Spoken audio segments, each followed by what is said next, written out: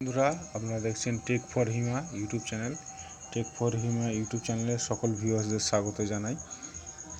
তো আজকে দেখাবো যে এই মুহূর্তে যে বিশ্বে 24 তারিখে বিশ্বের বাজারে লঞ্চ হয়ে গেছে যে উইন্ডো 11। মাইক্রোসফট কর্পোরেশন 24 তারিখে একটা রিভিউ করে একটা উইন্ডো 11 বিভিন্ন ভার্সনের এটা রিলিজ করেছে। তো সেটা রিলিজ হয়ে যাওয়ার পর বিভিন্ন কম্পিউটারে সেটা রিকোয়ারমেন্ট চাইছে, অনেক ক্ষেত্রেই সেইগুলো ইনস্টল করতে পারছে না। বিভিন্ন যে দিক ভার্সান বা তাদের যে ডেভেলপার ভার্সান যেইগুলো হয়েছে তার ভিডিও আমার ছাড়া আছে আমার চ্যানেলে, দেখতে পারেন। তো এর আগের ভিডিওটাই বলা আছে যে রিকোয়ারমেন্ট আমারটা দেখাচ্ছে টিপিএম, ঠিক আছে, টিপিএম সেখানে সেটা পাচ্ছে না। ট্রাস্টেড প্ল্যাটফর্ম মডিউল সেটা ভার্সন পাচ্ছে না, মাদারবোর্ডের সঙ্গে কম্প্যাটিবিলিটি হচ্ছে না, কারো বিভিন্ন মাদারবোর্ড পুরানো বা বিভিন্ন প্রসেসরের ক্ষেত্রে মাদারবোর্ডের সঙ্গে টিপিএম যে ট্রাস্টেড প্ল্যাটফর্ম মডিউল সেটা সাপোর্ট নিচ্ছে না, র্যাম বাড়াতে হবে, র্যাম মিনিমাম 4GB চাই। সেই বিষয়ে দেখুন আমি ভিডিওটা দিচ্ছি। এখানে দেখুন, Microsoft officially announce Windows 11 with a new design.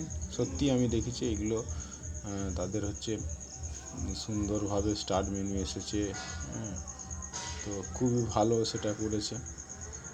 তো আমার এটা ল্যাপটপের আসুস মাদারবোর্ড 4th জেনারেশন সেটা আমি দেখেছি। তো এখানে দেখুন হার্ডওয়্যার রিকোয়ারমেন্ট উইন্ডো 11 সেই জন্য কী দিয়েছে দেখুন, মিনিমাম ন্যূনতম হচ্ছে 1 GHz ফাস্টার than 2 GHz processor core চাই।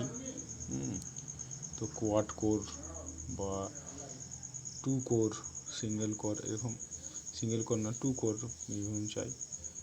2 কোর 64 বিট অবশ্যই হতে হবে, ওই প্রসেসরের সিস্টেমকে 64 বিট হতে হবে। আর মিনিমাম র্যাম চাই 4GB, আর তার জন্য স্টোরেজ চাই 64GB স্টোরেজ লাগবে।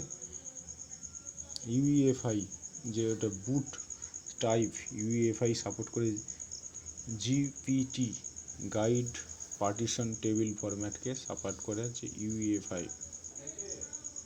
আর ওটা একটা বুট সিস্টেমের একটা অংশ। আচ্ছা, লেগেসি আছে, লেগেসিটা তো নেবেই না, UEFI এটা সিস্টেমটা নেবে। এর সঙ্গে আছে জিপিটিটা নেবে, গাইড পার্টিশন টেবিল ফরম্যাট। আর এমবিআরটা তো পুরানো, ওটা এমবিআর নেবে, মাস্টার বুট ডেকোটা চলবে না, তো UEFI মুডে করতে হবে। আর যেটা হচ্ছে TPM trusted platform module version হচ্ছে 2.0টা অবশ্যই চাই।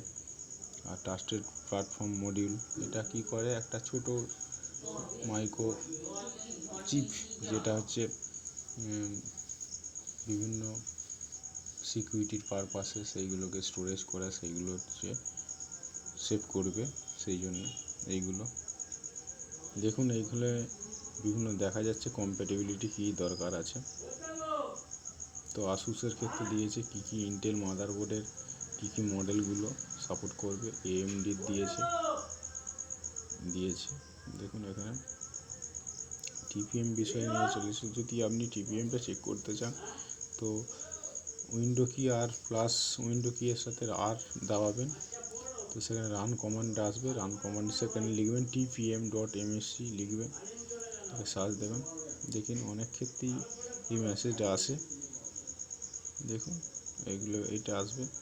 নাহলে যাদের ক্ষেত্রে কম্প্যাটিবল TPM নয় 1.2, যেমন আমার ক্ষেত্রে আগের ভিডিও দেখা হয়েছে, তারা হচ্ছে বায়োস সেটিংয়ে যাবেন, যেরকম বায়োস অনুযায়ী হয় বায়োস সেটিংয়ে যাবেন, কম্পিউটারকে রিস্টার্ট করবেন। রিস্টার্ট করার পর আপনি হচ্ছে ডেল বাটন, কারো F2 বাটন, কারো F8 বাটন দাম প্রেস করে যাবেন। তো আমার ক্ষেত্রে হচ্ছে আসুস মাদারবোর্ডের ক্ষেত্রে আমি রিস্টার্ট দেওয়ার সঙ্গে সঙ্গে F2 কি প্রেস করব। প্রেস করার সাথে সাথে দেখুন অ্যাডভান্সে যাবেন, গিয়ে এখানে লেখাই আছে দেখুন, গিয়ে FTM ওখানটা এনাবেল করবেন। ডিজেবল থাকলে এনেবল করবেন। আচ্ছা, ডেল বটন বা F2 বটন প্রেস করে দেখুন, এখানে গেলেন, এখানটা টিপিএমটা অন করবেন এইভাবে। তো বায়োস সেট আপে সেটিং করে নেন, অবশ্যই ইউএফআই মোডে থাকতে হবে, ইউএফআই। তারপর সেটা সেট করার পর আপনি F10 দিলে সেভ অ্যান্ড এক্সিট হবে, F10, ঠিক আছে। এইভাবে আপনি সেটিংটা করে নেবেন।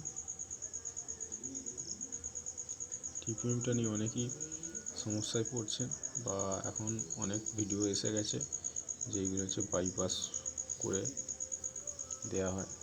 তো এইভাবে আমি সাইটটা দিয়েছি, এতে আপনারা বিভিন্ন স্টেপগুলো দেখতে পাবেন, কনফিগারটা করে নেবেন অ্যাডভান্সে গিয়ে বায়োস সেট আপে। তারপরে আপনি কিছুদিনের মধ্যেই উইন্ডো 11 টিপিএম কি বাইপাস করে কীভাবে হয় সেটা ভিডিও আসবে, এই বিষয়ে ভিডিওটা দিলাম। তো ভিডিওটা দেখতে থাকবেন, ধন্যবাদ। ভিডিওটি দেখার জন্য আমার চ্যানেলকে অবশ্যই সাবস্ক্রাইব করবেন ভালো লাগলে, ঠিক আছে। পরবর্তী ভিডিও দেখাবে, ধন্যবাদ, আবার দেখা হবে বন্ধুরা। তো আমার চ্যানেলটি অবশ্যই সাবস্ক্রাইব করে লাইক শেয়ার কমেন্ট করবেন, টেক ফর হিমা চ্যানেলটি। ধন্যবাদ ভিউয়ার্স।